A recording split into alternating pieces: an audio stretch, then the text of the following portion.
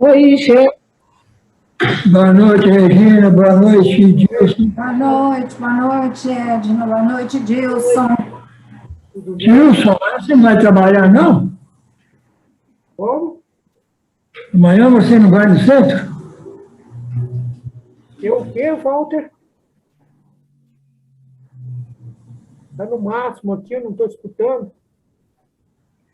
Ah, mas Então aumenta aqui, peraí. Pronto, aumentou um pouco. Vamos ver se deu. Amanhã você não vai poder ir no centro? Quantas horas são? São 19h28 ainda. Boa noite, Terezinha. Boa noite, gente. Boa noite. Eu estou com outro computador aqui, menos velho que o outro. É velho, vai ser menos velho. Oi, boa noite. o Walter perguntou se amanhã você não vai fazer psicografia. Amanhã não vai ter, não. Amanhã eu não vou estar aqui, não.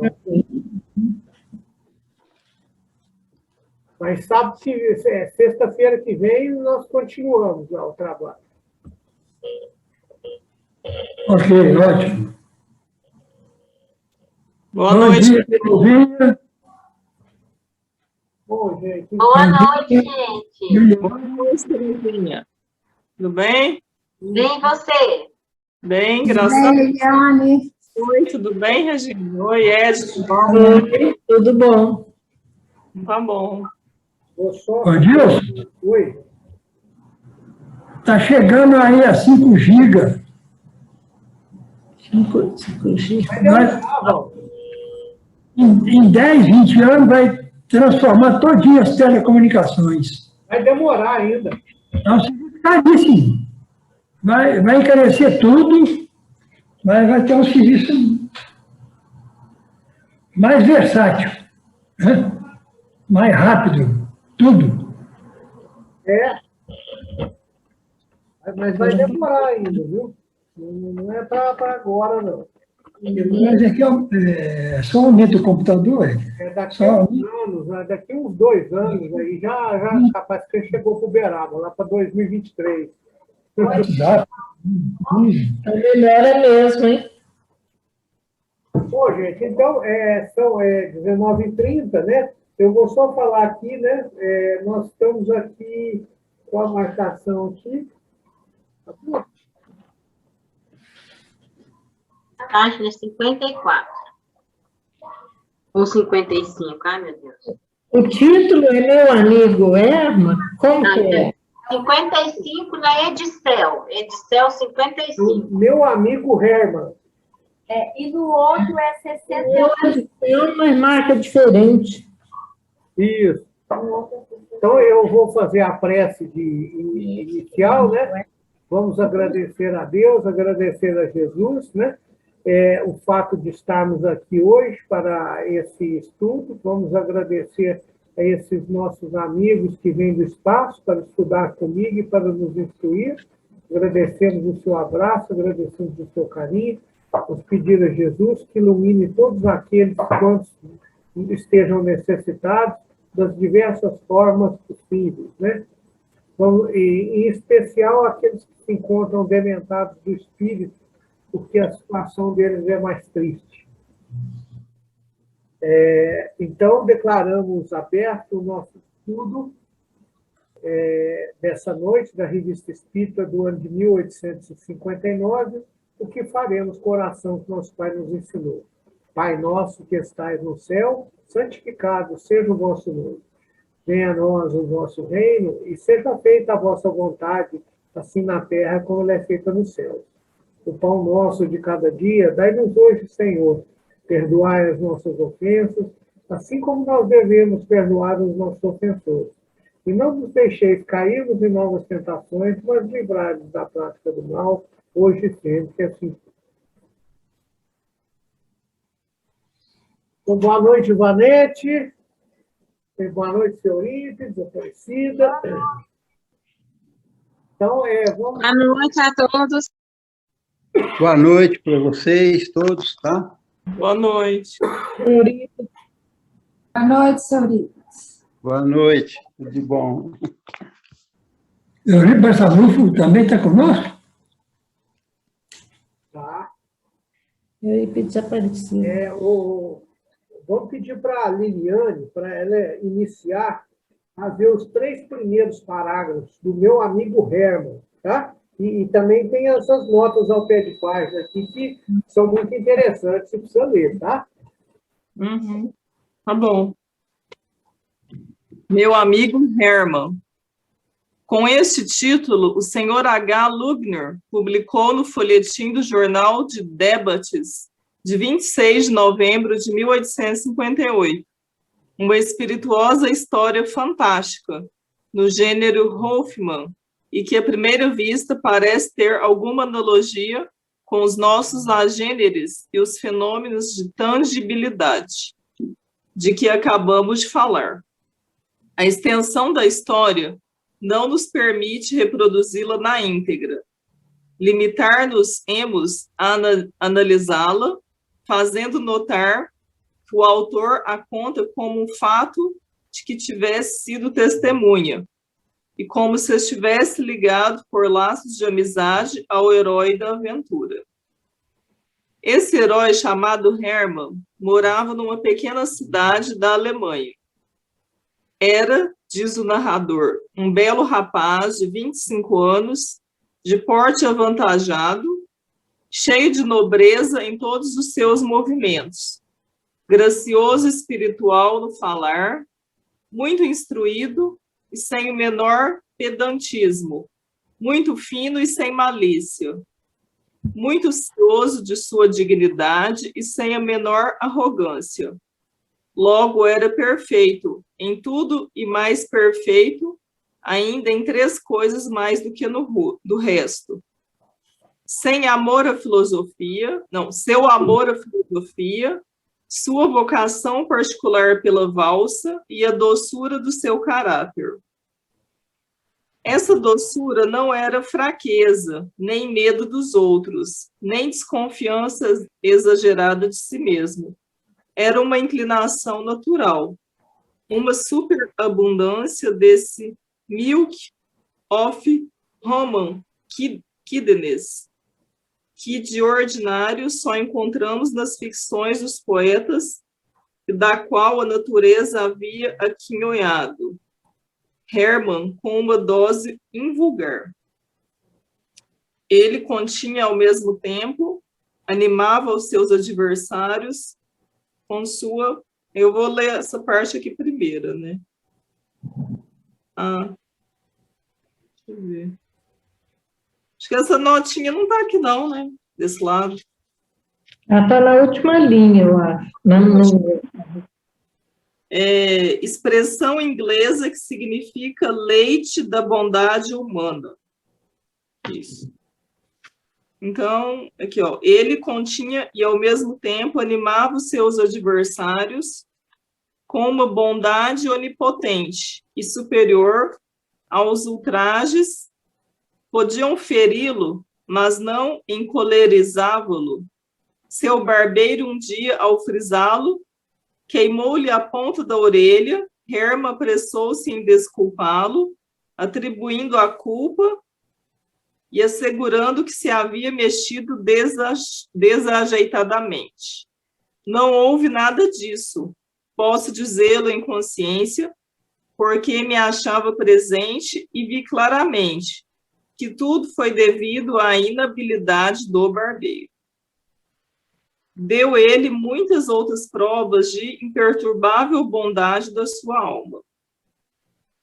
Ouvia a leitura de maus versos com um ar angélico e respondia aos mais tolos epigramas com elogios bonitos, quando espíritos malévolos lhe teriam mencionado as suas maldades.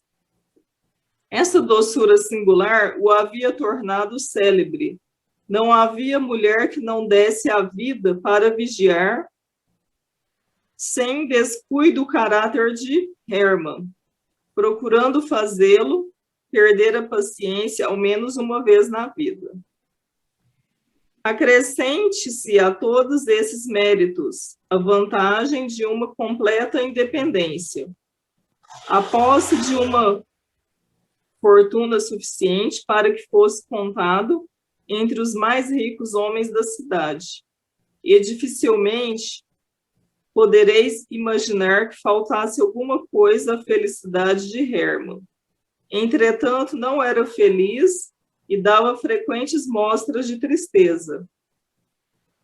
Isso era devido a uma enfermidade singular, que o afligira a vida toda e que, de há muito, vinha provocando curiosidade de toda a sua cidadezinha.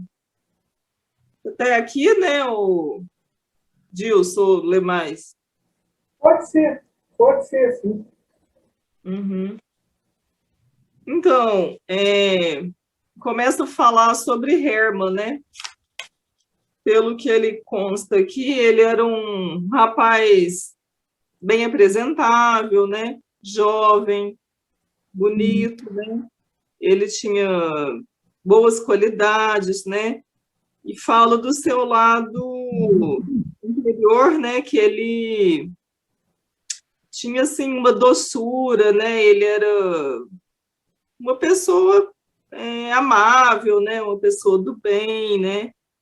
E só que tinha pessoas que aproveitavam disso, né? Queria tirar, às vezes, queria descontrolar ele, né? Deixar ele, às vezes, alterado, e ele sempre tentava manter uma linha, né? De não brigava, né? Não retrucava, né? Igual ele conta aqui a passagem que ele foi no barbeiro, que ele queimou um pouquinho da orelha dele e ele ficou tranquilo, não falou que foi, não falou que era culpa do barbeiro, né, e tal.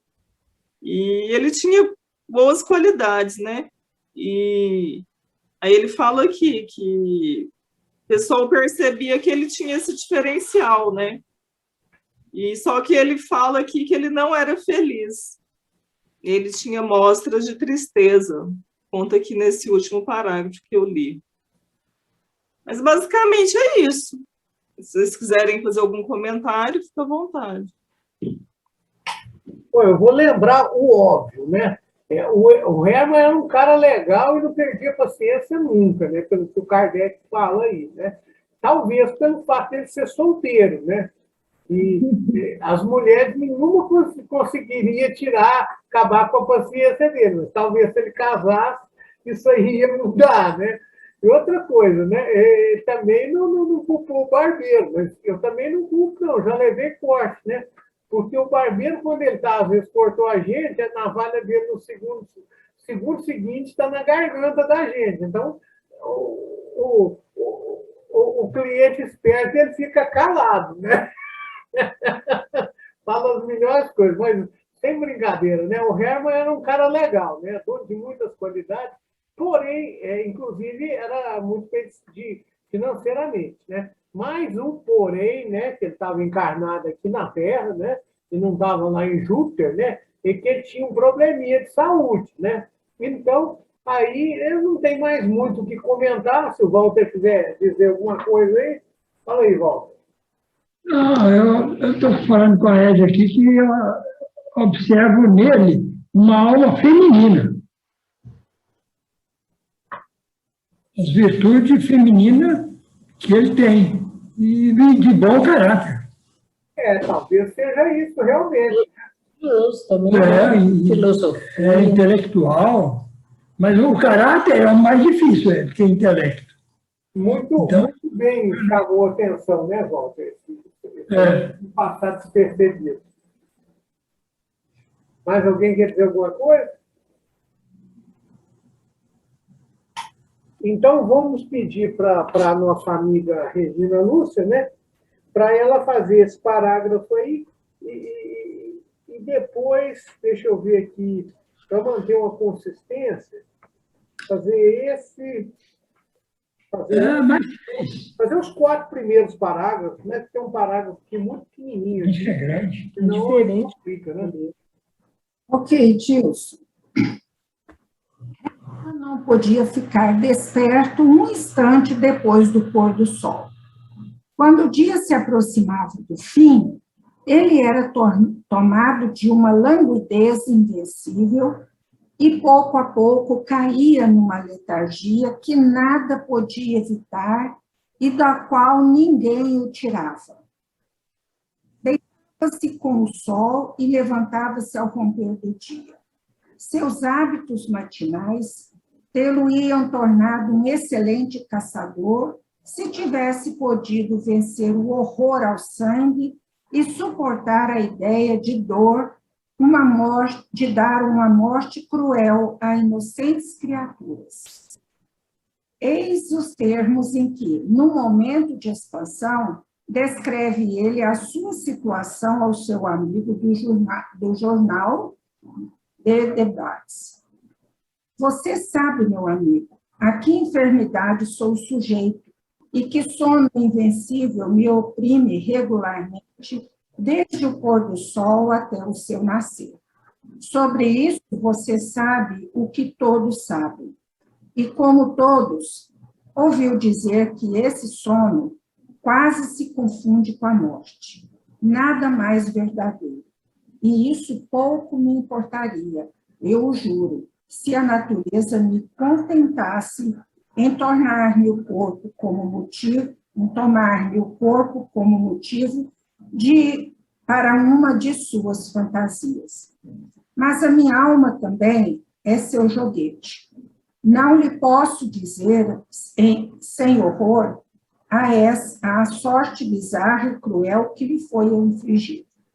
Cada uma de minhas noites é preenchida por um sonho, e esse sonho me liga com a mais fatal clareza ao sonho da noite anterior. Esses sonhos, Deus o permitisse, se fossem sonhos, se seguem e se encadeiam como os acontecimentos de uma existência comum que se desenvolvesse à face do sol e na companhia de outros homens. Assim vivo à face do sol e na companhia de outros homens. Assim vivo duas vezes e levo duas existências diferentes. Um se passa aqui, você e com os nossos amigos.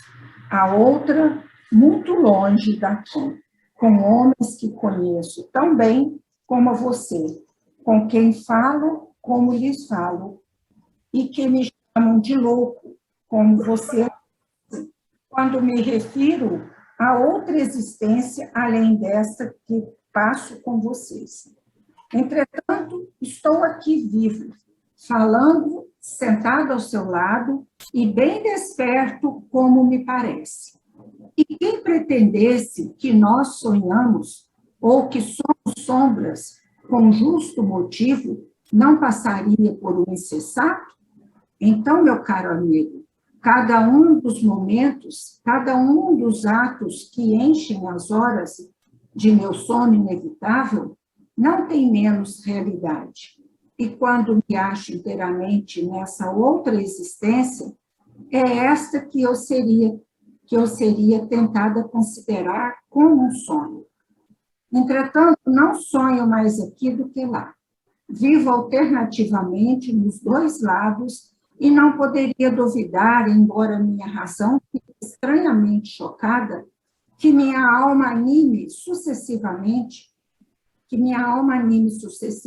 dois corpos e defronte, assim, duas existências. Ah, meu caro amigo, provera a Deus que ela tivesse esses dois corpos, os mesmos instintos e a mesma conduta, e que lá eu fosse o homem que vocês aqui conhecem e estimam. Mas nada disso. Não ousariam, talvez, contestar a influência do físico sobre o moral, se minha história fosse conhecida. Não me quero gabar. Aliás, o orgulho que me pudesse inspirar uma de minhas existências é muito abatido pela vergonha inseparável da outra. Entretanto, posso dizer, sem vaidade, que aqui sou justamente amado e por todos respeitado. Elogio-me a figura e as maneiras. Acha o meu aspecto nobre, liberal e distinto. Como você sabe, amo as letras, a filosofia, as artes, a liberdade, tudo que faz o encanto e a dignidade da vida humana. Socorro os infelizes e não invejo ninguém. Você sabe que minha suavidade se tornou proverbial, como meu espírito de justiça e de misericórdia, e meu insuperável horror à violência. Todas essas qualidades que me elevam e me adornam aqui, eu as expio lá por vícios contrários.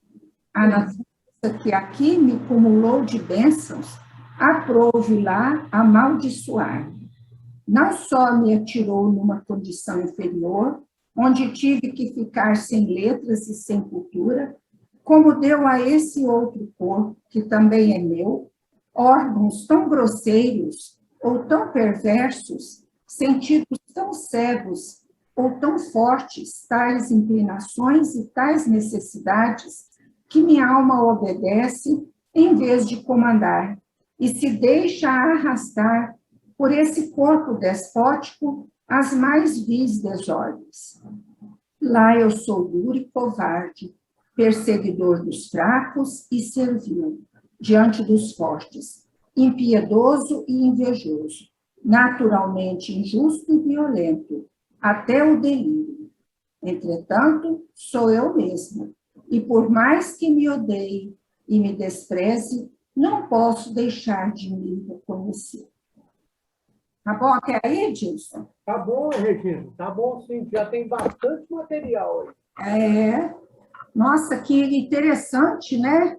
Ele é como tivesse vivendo duas vidas, uma aqui e a outra quando ele tinha um sono, uma doença mesmo, né? Que era assim que o sol se punha, ele se tornava assim, ele dormia, e nesse sono ele era o oposto de tudo aquilo que ele era aqui na Terra. Então, ele tinha grandes embates com ele mesmo, ele era uma pessoa de condição inferior, ele gostava, aqui na Terra, ele era culto, ele gostava da literatura, ele gostava de arte, de tudo quanto era coisa superior da condição humana, de aquisição humana. E lá, ao contrário, ele não tinha acesso a nenhuma cultura, ele tinha muitas inclinações terríveis, né? Ele era fraco, servil diante dos fortes, ele era impiedoso, invejoso, naturalmente injusto, violento, até o delírio, né? Totalmente oposto às qualidades que ele apresentava aqui na Terra. Então, isso para ele era um tormento, né? Quando ele estava ali com um amigo, conversando com ele desabafava, né? Que não sou eu mais aqui do que lá. Vivo alternativamente os dois lados e não poderia duvidar, embora minha razão fique estranhamente chocada. Então, ele mesmo estava com uma estranheza muito forte quanto a esses fenômenos que aconteciam com ele quando ele dormia, quando ele era uma doença mesmo, né? Que era um sono, uma letargia, um sono profundo e cheio, acompanhado de sonhos. E os sonhos sempre tinham sequência com a noite anterior. É muito interessante isso aí. Queria deixar aqui para vocês comentarem, porque acho que tem muita coisa para se falar. Né? Eu quero comentar. Eu acho, assim, que realmente ele tinha essa doença mesmo, né? Essa letargia nesse momento aí, né? De dar esse sono. Mas só que eu acho o seguinte, ele, quando ele desdobra, o sonho, né? O desdobramento dele, simplesmente ele é ele mesmo. Porque quando ele está encarnado, ele é o Hermann, né? Ele está como Hermann, né? tentando vencer suas más tendências e tudo, né? Tentando combater suas vicissitudes e tal. Mas aí, quando ele está no desdobramento, que é quando ele está dormindo, né? Que quando tem esses sonhos, aí é ele mesmo. É igual a gente, quando a gente tem certos lugares que eu vou à noite, que eu acho uma maravilha. Que depois, quando eu acordo, eu faço, gente, eu não acredito que eu fui lá em tal lugar, né? Será que eu estava achando bom mesmo? Credo, mas eu sou um espírito muito atrasado. Então, quer dizer, quando eu desdobro, aí sim eu sou um espírito, mas eu acho que a mesma coisa acontece com ele. Não sei se eu estou errada. Será que é isso mesmo? Ô, Terezinha, eu vou responder a sua pergunta com uma coisa. Eu vou pedir para você, quando você for ler, seria o seguinte, e parar até toda essa história, na página 59. Aí você para aí. Entendeu? Vamos ver se o Walter quer dizer alguma coisa, que aí seu comentário ele vai estar respondido já, de uma certa forma. Né? Vamos ver se o Walter quer dizer alguma coisa nesse interim. A Regina, a Edna, a Ivonete, a Liliane. Eu penso, Gilson, que ele revive uma encarnação, não a última, para trás. Bom, não li a resposta, né? Mas ele deve reviver essa outra encarnação, né? E reviver como um filme, né? Ele lá protagonizando. Só que nessa de agora, ele já melhorou, ele é outra pessoa, uma pessoa bem mais evoluída. Mas umas 2 encarnações atrás, porque a última não é possível que ele ia mudar tanto, né? De tão violento para uma pessoa melhor. Mas umas 2 ou 3 para trás, é a reencarnação que ele era violento. Eu acho que ele revive essa encarnação. Revive assim, relembra. Não sei. E causa sofrimento para ele, né? Causa tristeza, apatia, medo. A gente não sabe por que tinha essa letargia, né? Que aí ele dormia e voltava no passado. Bom, que eu penso que seja passado. Porque quando ele está na Terra, ele está testemunhando, a pessoa não tem jeito de mentir. E no espiritual também não tem jeito de mentir, como a Terezinha falou. Então, a análise da Eva é a minha também. O que está recordando no espiritual é do passado. Veio na minha cabeça dela. Realmente. E pode ser também a expiação dele, né, gente? A expiação dele é voltar, ele vê tudo de mal que ele fez para ele não praticar novamente, tanto que ele fica mal de ver as barbaridades, né, que ele cometeu. Então, talvez a expiação, ver o que ele fez para não fazer novamente, né? Pode ser também. De tudo, né? Eu não vou falar nada para não estragar a surpresa de vocês. Tá, então vai ter surpresa? Então tá. Cogitação. É grande e nós estamos fazendo uma análise da alma, né? Sou eu que vou ler? Sim, é o que eu te falei. Você pode ler o restante aí, até a página 59, separa em descritas por seu duplo. Tá. Começa aqui, ó. Herman parou um instante. É isso, né, Regina? Isso. Herman parou um instante. Sua voz estava trêmula e os olhos molhados. Esbocei um sorriso e lhe disse: quero abrandar a sua loucura para melhor a curar. Diga-me tudo. Para começar, onde se passa essa outra existência com que nome você é conhecido? Chamo-me William Parker, respondeu ele. Sou um cidadão de Melbourne, na Austrália. É para lá, nos antípodas, que voa minha alma assim que os deixo. Quando o sol se põe aqui, ela deixa Herman inanimado e o sol se levanta lá, do outro lado, quando ela vai dar vida ao corpo inanimado de Parker. Então, começa a minha miserável existência de vagabundagem, de fraude, de rixas e de mendicância. Frequento uma sociedade má, onde sou contado entre os piores. Estou em luta incessante com os companheiros e com frequência me acho de faca em punho.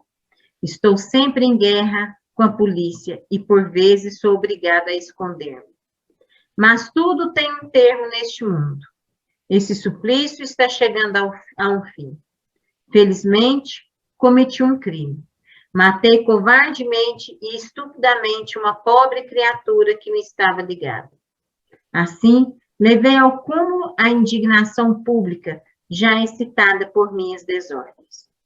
O júri condenou-me à morte e espero minha execução.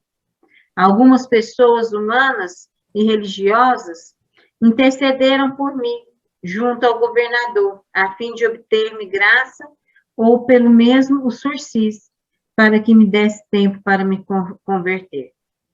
Mas é muito conhecida a minha natureza grosseira e intratável. Recusaram-no e amanhã, ou melhor, esta noite, serei infalivelmente conduzida à forca. Pois bem, disse-lhe eu sorrindo, tanto melhor para você e para nós é uma boa saída à morte desse patife. Uma vez lançado, parque na eternidade, Herman viverá tranquilo, poderá velar como todo mundo e ficar conosco dia e noite.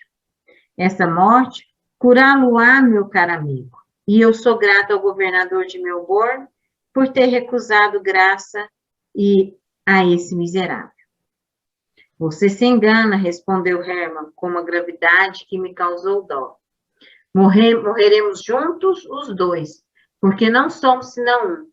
Apesar de nossas diversidades e de nossa natural antipatia, temos apenas uma alma, que será ferida por um golpe único. Em todas as coisas respondemos um pelo outro. Crê então que Parker ainda estaria vivo se Herman não tivesse sentido que tanto na morte como na vida eles eram inseparáveis? Teria eu hesitado um instante se tivesse podido arrancar e lançar no fogo essa outra existência, como o olho maldito de que falam as escrituras?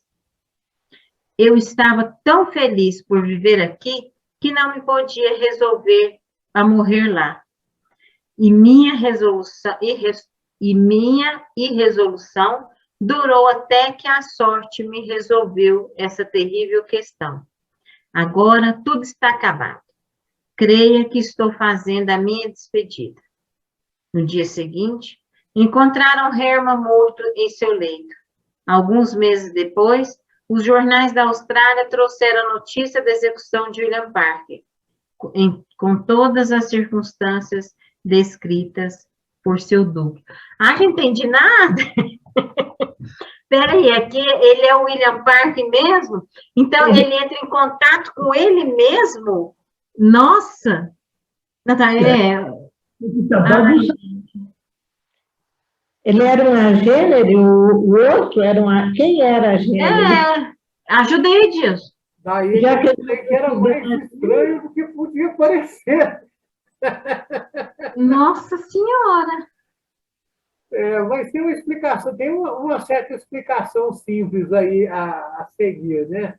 Vamos pedir para a Edna, já que ela já está bem curiosa, ela começar aí. Toda essa história é contada, só que vai acabar agora dentro de 5 minutos e pouquinho. Então, ela pode começar aqui. Ele não é grande, não, e vamos deixa ela parar no último parágrafo ali da página seguinte, a página 60. O último, qual é a última palavra? Máquina? Porque o meu é diferente. Ah, tá. Então tá. Só um minutinho aqui. Vamos com calma. É máquina, isso mesmo. No meu aqui, não é possível. Ah, tá. Ah, tá. Então vai faltar um parágrafo para terminar. É isso mesmo que nós queremos.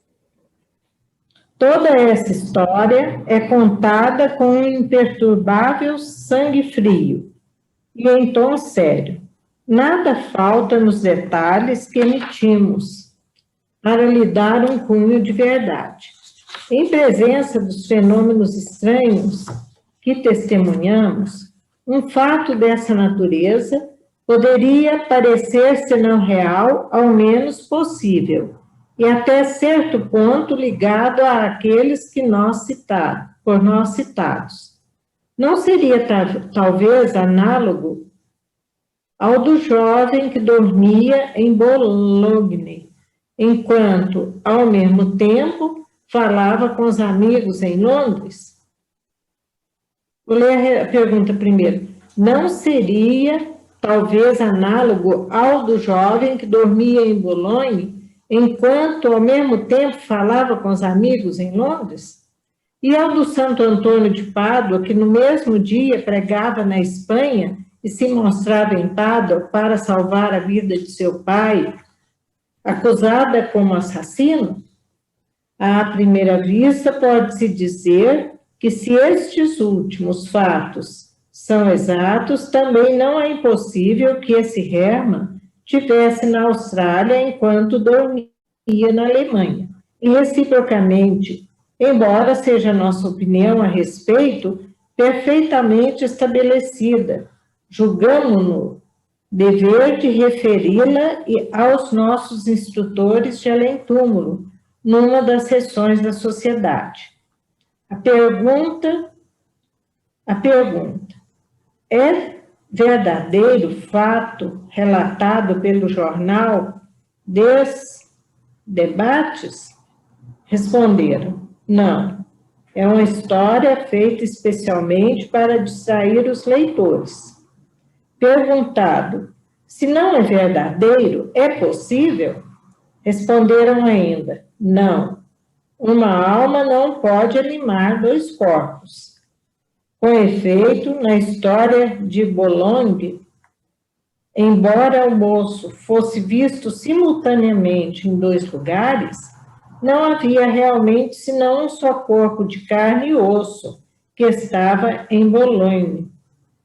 Em Londres havia apenas a aparência ou perispírito tangível, é certo, mas não o próprio corpo, o corpo mortal. Ele não poderia morrer em Londres e em Boulogne. Ao contrário, segundo a história, Hermann teria, na realidade, dois corpos de vez, que um foi enforcado em Melbourne e o outro enterrado na Alemanha. A mesma ainda seria, assim, levado simultaneamente duas existências, o que, conforme os espíritos, não é possível. Bom, então Allan Kardec falou que não, que isso é uma história para distrair as pessoas, né? Que não tem como um espírito habitar dois corpos, né? Se fosse, no caso, ele fala aqui o caso do Antônio de Pádua, né? E não é a mesma coisa, né? O do Antônio de Pádua é bicorporidade, né? Uhum. Okay. Então, o Kardec, ele lança essa história aqui para a gente não acreditar em tudo que lê. Porque, pensa bem, se houvesse, vamos dizer assim, um espírito não pode habitar dois corpos. E também um corpo não pode ficar sem espírito. O espírito, ele pode deixar o corpo, mas uma fração dele continua no corpo, o princípio vital, tanto é que o corpo está vivo. Quando o espírito deixa o corpo, o que acontece? O corpo morre. Por quê? Porque acabou o princípio vital. O espírito, ao abandonar o corpo, ele continua ligado por um cordão, né, fluídico. Então, ele está ligado a esse corpo, e está ligado somente a esse corpo. Então, o corpo do Parker lá na Austrália, ele ia acabar morrendo, porque ou o Hermann ia acabar morrendo na Alemanha. Agora, já o jovem de Boulogne, né? Ele estava dormindo, é diferente, está bem claro, ele estava dormindo e foi visto na Inglaterra, não era a mesma coisa.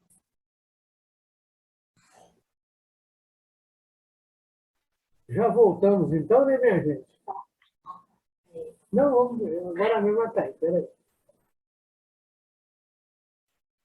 Não tem paciência.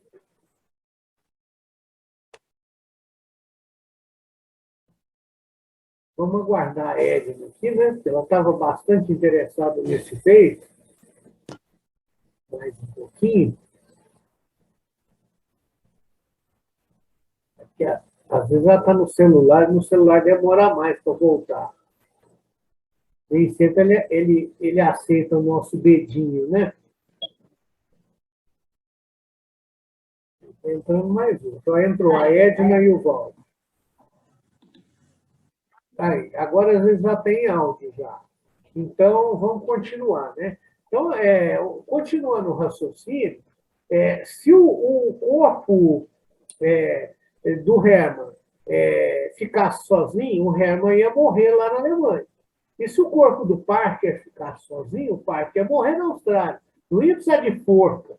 O princípio vital ia abandonar o corpo, já que cada espírito está ligado apenas a um corpo material, né? Ele pode animar um simulacro, né, que é o caso do agênero, que é o caso da aparição, mas somente isso, né? Isso aí não é uma coisa que pode ser vivida uma vida inteira, né? Então, daí que vem aí as teorias aí malucas aí daqueles que acreditam que a Terra plana, que tem os Illuminati, que são todos agêneros, mistura com maçonaria, com a torcida do Flamengo, o Cavaleiro Templário, né? O Kardec está dizendo para a gente botar os dois pés no chão, né? Ô, Dilson, Oi. essa história aí está semelhante à história do Drácula. Ele príncipe, um grande lorde, um grande senhor, e à noite se transformava em um monstro. Vivia matando como espírito. A história da que a pessoa modifica o corpo carnal, né, para virar um ser diferente, né? Nós sabemos que isso ocorre só na questão do corpo espiritual, né? Muitas pessoas veem uma aparição, mas aquela aparição não tem fundo de realidade, né? Não tem fundo físico, né? É apenas um simulacro, como qualquer outra aparição, né? Então, gente, agora, então, eu vou pedir aqui para a Renata. A Renata lê esse último parágrafo para nós. Os fenômenos do gênero do de Bolonha e de Santo Antônio de Pádua, embora muito frequentes, são, aliás, sempre acidentais e fortuitos no indivíduo, não tendo jamais um caráter de permanência, ao passo que o pretenso réu era assim desde a infância. Entretanto, a razão mais grave de todas é a diferença de caracteres. Seguramente, se esses dois indivíduos não tivessem tido senão uma só alma, esta não poderia ser, alternadamente, a alma de um homem de bem e a de um bandido. É verdade que o autor se baseia na influência do organismo. Nós o lamentamos, e tal é a sua filosofia, e ainda mais se procure dar crédito, porquanto seria negar a responsabilidade dos atos. Semelhante doutrina seria a negação de toda moral, porque reduziria o homem à condição de máquina. Não está falando que realmente não tem condição do homem ocupar dois corpos, né? E nem num ele ser bom e no outro ele ser ruim. Porque a partir do momento que a evolução da alma, a alma não modifica. Ou ela é ruim, ou ela se torna boa, e continua boa, né? Isso mais é realmente uma ficção, porque ele de manhã era bom e de noite ele era ruim. E a partir do momento que o espírito avança, amadurece, ele vai continuar lutando pelo seu progresso e não voltando atrás. Quem quiser comentar aí, pode comentar. Como a Renata falou, ninguém vai ser bom de dia e mal de noite, né? Tem como. Lembrando para vocês, gente, que o que acontece, né?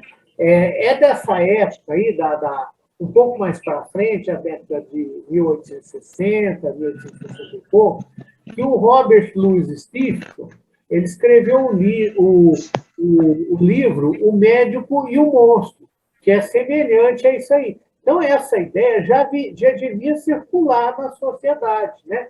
Que tinham o Dr. Jekyll e o Mr. Hyde, que, na verdade, eles eram o mesmo corpo, né? Mas mudava, teoricamente, entre aspas, o espírito, né? Dr. Jekyll era bonzinho e o Mr. Hyde era terrível, né? Era assassino, era violento, né? Inclusive, que mudava até as feições, né? Embora o corpo fosse o mesmo, né? Ele tomava um soro lá na veia, né? E virava o Mr. Hyde, e esse soro era um soro para ele sarar de uma doença que ele tinha congênita, né? Então, isso aí está lá no livro, lá O Médico e o Monstro, que tem filme dele, tem até desenho animado, né? O negócio já virou um negócio assim, bem do domínio público mesmo. Então, isso significa que essa ideia já circulava na sociedade lá, europeia, desde há muito tempo. Quando uma pessoa resolveu pôr isso no papel. A mesma coisa, né, como o Walter citou, a questão do Drácula. Né?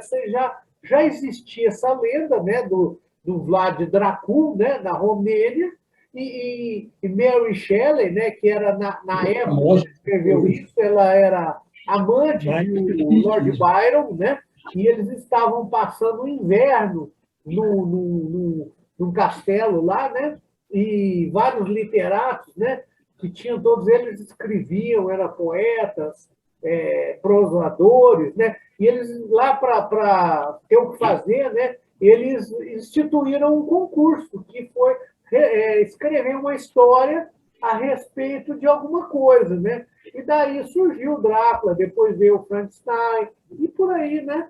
Vai, né? Isso aí são histórias que vêm do imaginário popular, quem sabe? Daqui para frente aí, um espírita, daqui uns dias nós não vamos ver a história do Parker ali, né, na televisão ou no cinema, né? Então é isso aí, né, gente? Eu volto, você quer falar uma coisa, Edna, Terezinha? Não, se isso acontecesse mesmo, de dia ele era uma pessoa, à noite, se ele sonhava, aí a melhor explicação seria mesmo a lembrança de uma encarnação passada, né? Mas não de ter um corpo no outro país. Vamos dizer assim, né? Ele podia, de toda forma, ele podia passar todas as noites dele no umbral, né? Muitos de nós passam, né? É uma outra explicação, né? Isso mesmo. Então, mas não era o caso, né? Então, realmente eu acredito nisso, né?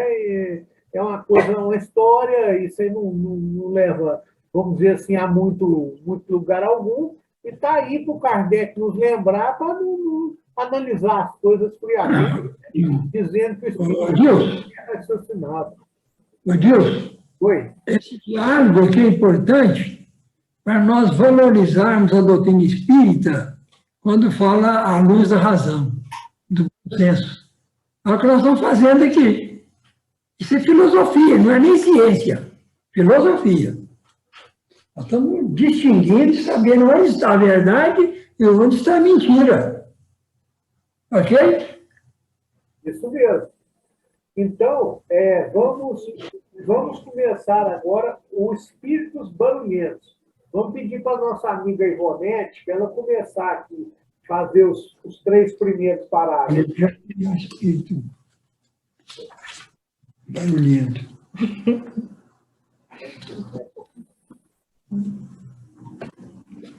Ela está sem som, a Ivonete? Não, tô. Ah, vou. Deixa eu aumentar aqui um pouco. Espíritos barulhentos. Como livrar-se deles? Escrevem-nos de gramas no lote, numa casa de aldeia de Golgete,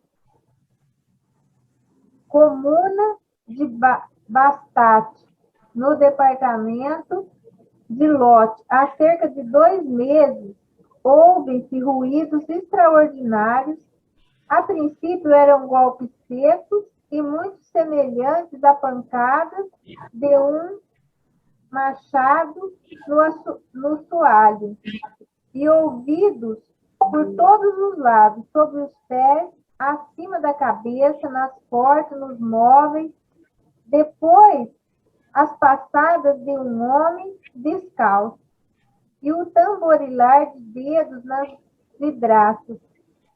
Os moradores ficaram amedrontados e mandaram rezar missas. A população inquieta ia à aldeia e escutava. A polícia tomou conhecimento, fez várias pesquisas e o barulho aumentou. Em breve, as portas eram abertas, os objetos revirados, as cadeiras projetadas pela escada, os móveis transportados do resto do chão para o sótão. Tudo quanto informo ocorre em pleno dia e é atestado por grande número de pessoas. A casa não é um pardieiro antigo, sombrio e negro, que só pelo aspecto faz sonhar com fantasmas. É uma construção recente e risonha. Os proprietários são gente boa, incapazes de querer enganar e morrem de medo. Entretanto, muitas pessoas pensam que ali não há nada de sobrenatural e procuram explicar tudo quanto se passa de extraordinário, quer pela física, quer pelas más intenções que atribuem os moradores. Eu que vi e acredito, resolvi dirigir-me ao Senhor para saber quais são os espíritos que fazem todo esse barulho e conhecer o meio. Caso exista, de o silenciar. Caso exista, de o silenciar. É um serviço que prestaria a essa boa gente. Os fatos dessa natureza não são raros. Todos eles se assemelham, mais ou menos, e, em geral, só diferem pela intensidade e por sua maior ou menor tonacidade. Em geral, a gente pouco se inquieta quando eles se limitam a alguns ruídos sem consequência, mas tornam-se verdadeira calamidade quando atinge certas proporções. É aqui, Deus? Sim, pode ser até aí, Ivone. Diga para nós aí, o que você achou aí?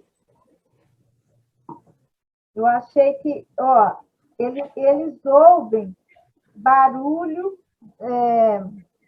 os móveis saem do andar de baixo e sobem para o sótão, vários acontecimentos assim, sobrenatural acontecem na casa. E a casa não é uma casa velha que pode-se dizer que é uma casa mal assombrada, é uma construção nova.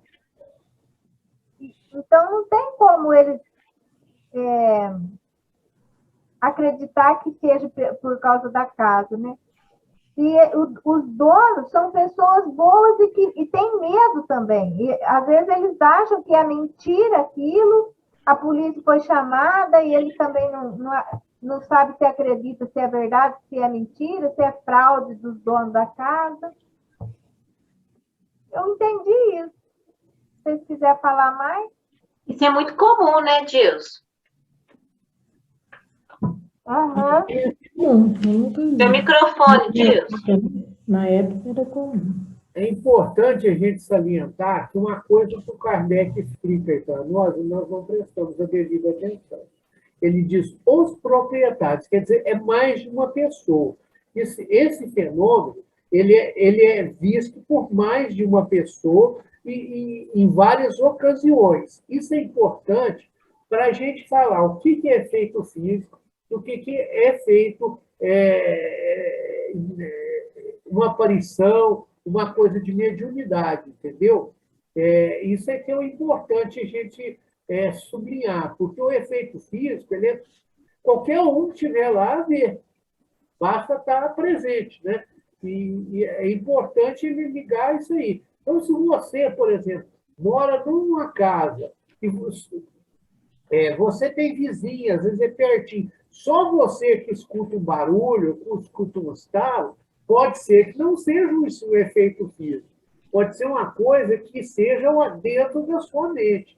Não vou dizer que não é um tipo de comunicação espiritual, mas é uma coisa que é tudo, menos efeito físico.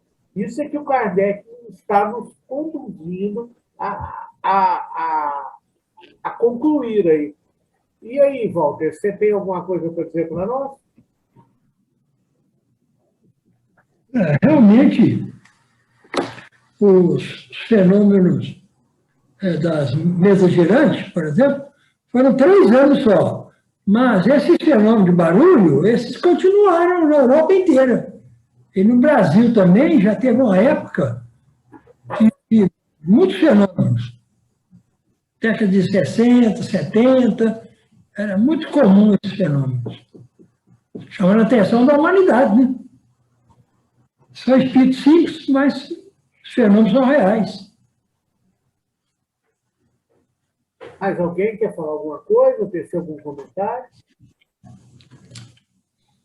Para acontecer esses fenômenos de efeito físico, tem que ter pessoas, né, médios para que possam doar energia para que esse efeito físico aconteça.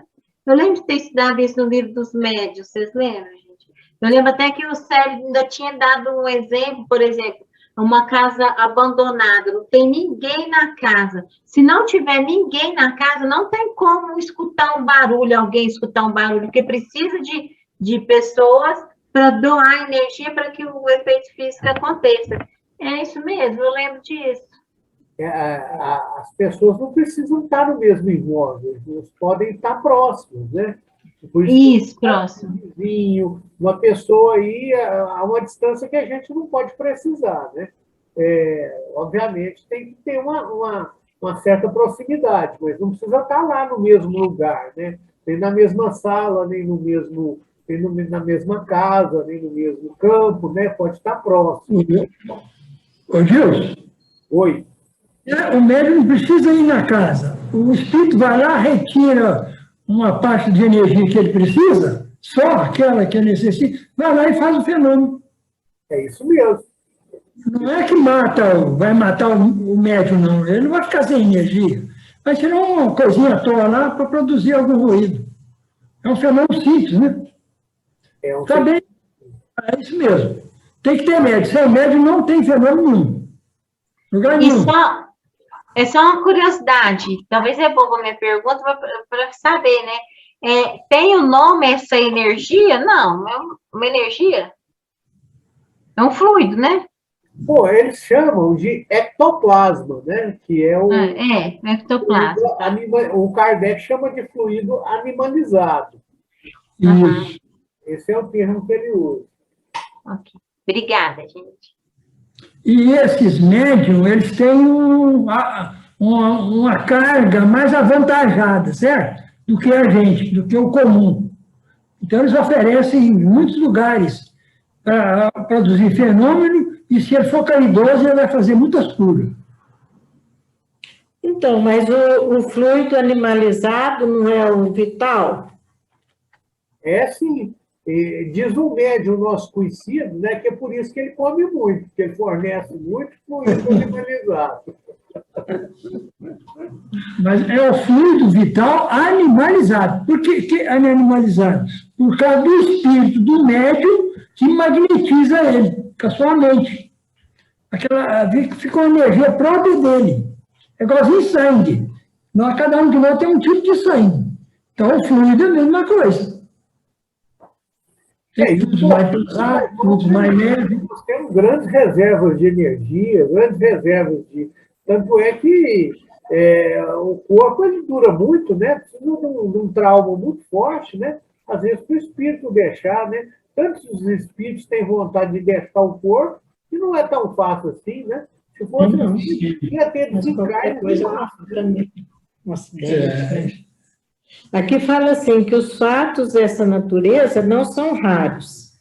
Isso era na época de Allan Kardec, né? Que surgiu muitos fatos. Sim, na Europa toda. De efeitos físicos, né? Mas hoje em dia são raros. Nem tanto, né? Que o pessoal já está mais acostumado. É isso. E a casa mal assombrada, Deus me livre, tanto de casa mal assombrada que tem. Nos Estados Unidos tem mais que no Brasil. A gente vê esses fatos aí noticiados por, vamos dizer assim, aqueles órgãos da imprensa sensacionalistas, né? Não há tem até o caça-fantasmas modernos, né, que vão lá com instrumentos que eles criam para medir campos magnéticos, colocam câmeras, tem até um programa disso na TV aí, na Sky, né, com essas pessoas aí, né? Então não é uma coisa desconhecida, não, né? Simplesmente o povo foi acostumando, né? E como o Kardec... Sobrenatural. Não é sobrenatural, porque é natural, né? Os espíritos... Não, programa. Ah, tá, muito obrigado. Sobrenatural, pois é. Na verdade, é uma coisa natural, porque os espíritos somos nós, né? E eles são espíritos, e nós somos espíritos também, né? Não deixa de ser uma certa naturalidade. E o Kardec fala lá no livro dos médiuns, e fala aí um pouco mais à frente também, né? Que isso aí são espíritos de baixa expressão, né? São espíritos mais grosseiros que produzem esse tipo de fenômenos, né? Porque os espíritos mais mentalizados, em melhor condição, eles preferem a comunicação, eles preferem o efeito inteligente, né? A comunicação com os outros espíritos, né? Então, é isso, né? São os espíritos de mais baixa expressão que produzem esses fenômenos. Gente, são 20 e 30, né? Não dá para a gente continuar, né? Então, vamos marcar aqui, gente. Ó. Vai começar na página 61, o nosso distinto correspondente. Esse parágrafo aqui, tá? Então, vamos marcar, né? E vamos também fazer a nossa prece de encerramento, né? Vamos agradecer mais uma vez a Deus, vamos agradecer aos nossos amigos do mundo espiritual que vieram estudar conosco, que vieram nos visitar, que vieram nos instruir aqui. Agradecer poder estar fazendo esse estudo, né? Muito instrutivo, da Revista Espírita do ano de 1859, e que esse estudo está, graças a Deus também, nós estamos conseguindo gravá-lo para nós mesmos ou outras pessoas, né, consultá-lo em outras horas, né, aqueles que não podem comparecer a esse estudo. Então, vamos pedir a Deus e a Jesus que ilumine todos aqueles que necessitam, aqueles que estão cativos nas penitenciárias, nas casas de correção, aqueles que estão internados nos hospitais, nos nosocômios, né? Mas, em especial, vamos pedir àqueles que estão fora dos hospitais e fora das penitenciárias, mas estão aí, né? Destilando ódio, destilando veneno, né? Querendo que as pessoas faleçam, brandindo mortes, que essas pessoas possam ser esclarecidas, que elas possam ser convencidas pelo mundo espiritual que esse não é uma boa coisa e que nós devemos celebrar é a vida, é o renascimento, né? É o viver e o reencarnar. E também o trabalho na obra de Jesus, né? Vamos, então, declaramos encerrado o nosso estudo de hoje, da Revista Espírita do ano de 1959, com a oração que o nosso Pai nos ensinou. Pai nosso que estais no céu, santificado seja o vosso nome. Venha a nós o vosso reino, e seja feita a vossa vontade, assim na terra como ela é feita no céu. O pão nosso de cada dia, dai-nos hoje, Senhor. Perdoai as nossas dívidas, assim como nós devemos perdoar os nossos devedores. E não nos deixeis, Senhor, cairmos em novas tentações, mas livrai-nos da prática do mal, hoje, agora e sempre. Que assim seja. Gente, boa noite. Que Jesus... Tilson. Oi. 1959, Chico Xavier veio para Uberaba. Você falou 1959. Oi? Ah, tá. Então tá. E só para lembrar, em 59 o Chico veio para Uberaba, mudou para cá. Quem sabe ele estava aqui nos instruindo, né? Dando uma pegadinha da sabedoria dele, né? Da vivência dele, de tudo que ele tinha de bom para dar, né? Então, gente, boa noite. Com Deus, gente. Boa noite. Até quinta. Boa noite para todos.